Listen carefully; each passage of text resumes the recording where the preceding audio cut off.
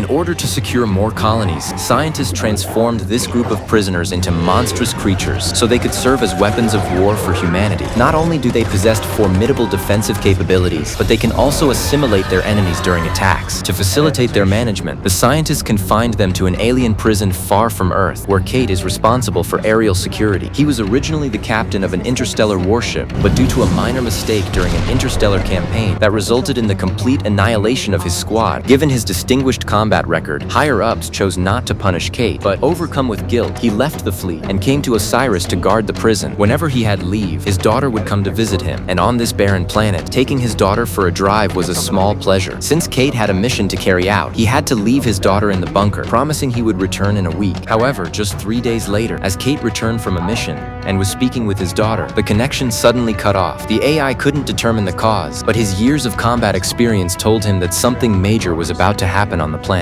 Everything unfolded exactly as Kate had suspected. Last night, an emergency erupted at the prison, and all the monsters broke through the perimeter and escaped. Yet at that very moment, the base commander was calmly eating breakfast, seemingly unconcerned by the news of the monsters' escape. Just then, the general brought word that the monsters were multiplying and had already breached the outer city walls. To save more people, he suggested the commander make the situation public, but the commander believed that would damage the base's reputation. She immediately convened an emergency meeting and announced to the outside world that the escaped prisoners were carrying a virus. To prevent the toxin from spreading throughout the galaxy, it was decided after deliberation that they would use the threat of detonating the reactor as leverage to negotiate with the prisoners. No one was permitted to return to the surface without authorization. However, Kate was extremely anxious upon hearing the news. His daughter was still in the main city. Just then, the general, who was Kate's close friend, found him and revealed the truth. It turned out that the entire prison was actually a research facility. Over the past 5 years, the facility had cultivated a monster known as Rag, with the aim of helping them quickly invade the colony planet. However, 8 hours ago, the monster had broken through the walls and charged toward the main city. To cover up the uncontrollable situation, they planned to detonate the reactor in 23 hours, sacrificing the lives of 100,000 people on the surface.